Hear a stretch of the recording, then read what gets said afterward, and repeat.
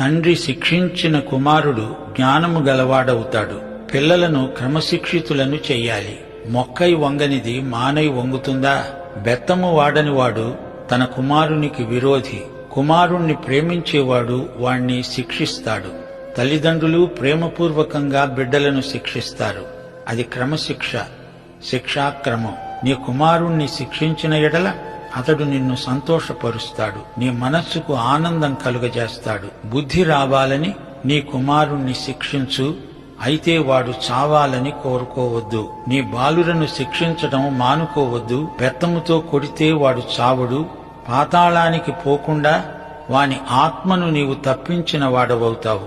పిల్లలారా, ప్రభువునందు మీ తల్లిదండ్రులకు విధేయులై ఉండండి. తండ్రులారా, మీ పిల్లలకు కోపము రేపక ప్రభువు యొక్క శిక్షలోనూ బోధలోనూ వారిని పెంచండి.